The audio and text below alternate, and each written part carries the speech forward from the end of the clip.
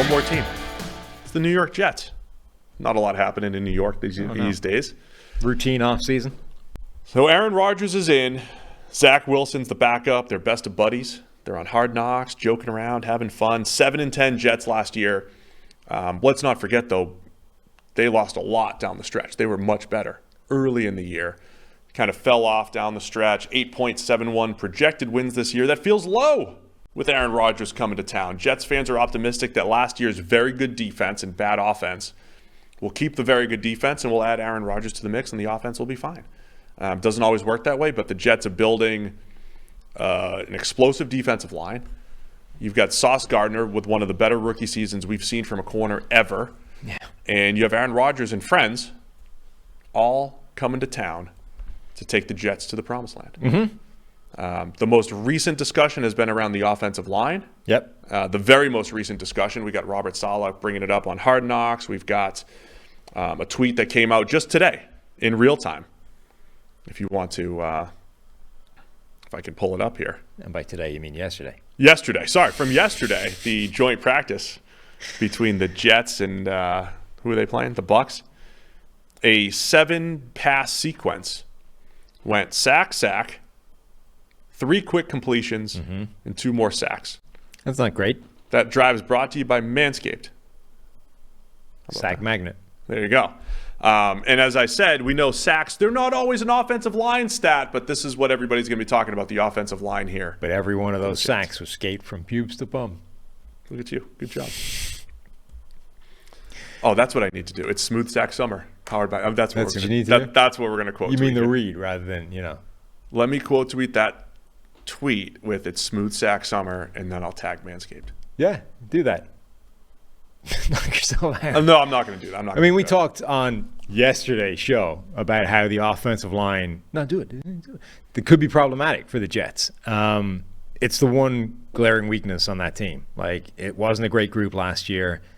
They're relying on players this year to improve it that you don't necessarily think are likely to do that. I mean, Mekhi Becton coming back and being good is actually quite an important part of this offensive line being better, because Dwayne Brown had the worst season we've seen from him in the NFL, and at his age, it seems unlikely he's going to go in any direction other than the one he was headed in. So if left tackle is going to be better, it's going to need to be because Mekhi Becton is healthy and better than Dwayne Brown was a year ago. Right tackle, Billy Turner, Max Mitchell, should Elisha Vera-Tucker kick out and play right tackle? I mean, that's a question mark spot. And then the interior, Laken Tomlinson wasn't great outside of that San Francisco offense. Wasn't great before that San Francisco offense either. Maybe he's just not great. Generally speaking, you're looking at that group and saying, that's a bottom 10 offensive line again. Yeah, this could be tough, the O-line. I don't know if it'll matter. I mean, overall, Rodgers, he gets rid of the ball. He's like, he does both. He gets rid of the ball quickly and he holds it all at the same time. So both of those things can be true. He's one of those guys that has a high percentage of plays that gets rid of the ball in 2 seconds, 2.5 seconds or less. And then other times he goes through these spurts where he just wants to make a play and he holds the ball a little bit too long. So the question here is not – I think early downs will be fine. I think the question is going to be, if you get into 3rd and long, will the O-line hold up? And by all accounts, and we talked about this with the Joe Burrow and should you draft Jamar Chase or an offensive lineman? And we always made the point, well, if the receivers get open quickly, that protects the offensive line. That's one way of protecting the quarterback, really. And by all accounts, not only is Garrett Wilson awesome, but the chemistry between Aaron Rodgers and Garrett Wilson is already there. Mm-hmm. And I think Garrett Wilson is primed for just a ridiculous season. What did Devontae put up a couple years ago? 120 catches, whatever it is. Wilson could do that type of stuff. He can win at all levels and be open quickly. And maybe that masks the offensive line issues. But I'm expecting Rodgers, who overall last year can still make special throws. I don't think he's lost arm talent or anything like that. He had to deal with young receivers, and he also missed a few more uncharacteristic mistakes for Rodgers. I don't think there's cliff coming or anything like that. There's no massive drop-off. I don't think he'll be at the MVP level. He'll be somewhere in between. I think there's enough there for the Jets is my point, though. Rodgers is good enough. He'll protect the line enough with Garrett Wilson and then his friends, right? It's Randall Cobb and Alan Lazard, guys that he trusts, solid couple tight ends, and CJ Uzomah and Tyler Conklin. It's not a dream team or anything like that, but putting Aaron Rodgers on this roster, bringing a couple of his buddies, should make them much better offensively. Yeah, I think the way Rodgers works in conjunction with his offensive line has always been a really fascinating dynamic because it's different to most quarterbacks. Most quarterbacks are fairly simple and they either hurt their offensive line or they help them. And then you have certain players who are so special and the way they play the game is so unique that it's more complicated than that. Mahomes is one of those guys where, Orlando Brown was talking about that. It's better now because you know where Joe Burrow is going to be, whereas Mahomes has a tendency to not be where he's supposed to be. On the other hand, he's Patrick Mahomes and he never takes sacks, right? So there's a push-pull there in terms of how much is that helping or hurting the offensive lineman. Rodgers, I think, has some similar stuff. He holds onto the ball a lot longer than he quote-unquote should a lot of the time, which is a bad thing for offensive line. On the other hand, I don't know that I've ever seen anybody better at making quick, sudden movements in the pocket to literally reset the leverage of linemen.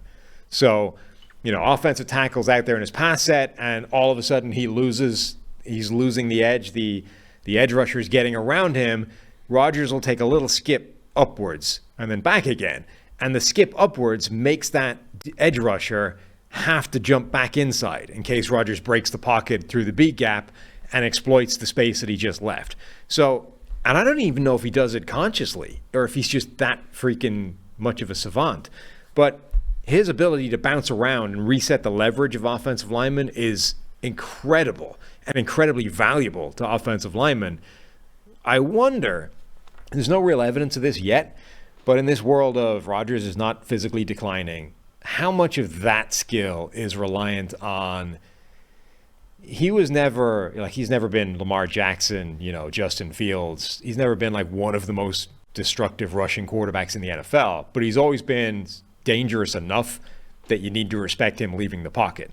So when he makes those little moves, skip forward, skip back, you have to respect that skip because if he decides to go and you don't respect it, he's going to make a big play.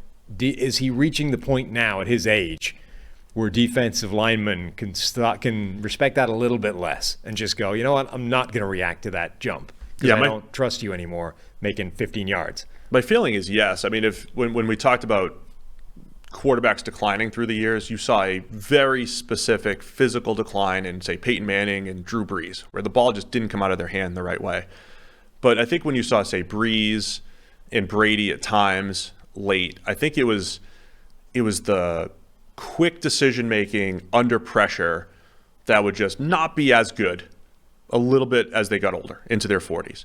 And so that's where I think you might see some of the decline. If Rodgers steps into the throw and zips it, it's going to be wow, still has the arm. And Brady still had that too. The arm strength or velocity was still there, even at 45.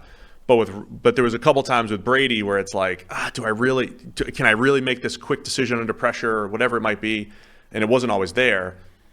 That could be something with Rodgers where it's got to be that quick move or whatever it might be. And you need to make more plays within structure instead of out of structure as you get older. I think that's absolutely a thing and something to keep an eye on, and why the offensive line is a concern. Not because of sack totals necessarily, but because you don't want Rodgers under pressure. You want him to be able to let Garrett Wilson get open down the field and the great Corey Davis and all those guys he's got to throw to on the offense. Great. I didn't time this one. Oh, no. I think we're halfway through, and you just went on your defensively, though. We talk a lot about defensive regression, and you can't bank on it year to year.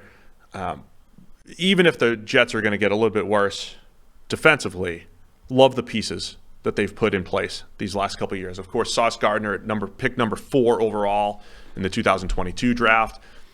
They had spent a couple of years building up that defensive line and had kind of neglected cornerback until last year with Sauce Gardner, and then DJ Reed and Michael Carter played solid ball in the slot.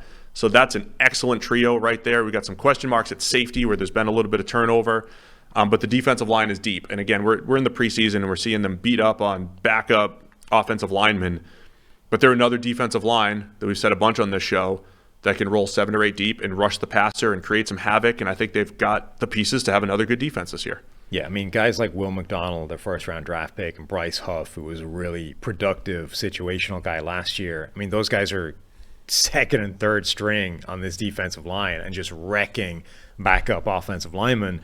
All those guys can contribute during the season. They, restructured Carl Lawson, so he's going to stay around. They're not getting rid of him. So you've got Carl Lawson, Jermaine Johnson, last year's first-round pick, Will McDonald, this year's first-round draft pick, Bryce Huff, John Franklin Myers, Quinnen Williams, Quentin Jefferson. Like, that's a nasty defensive front.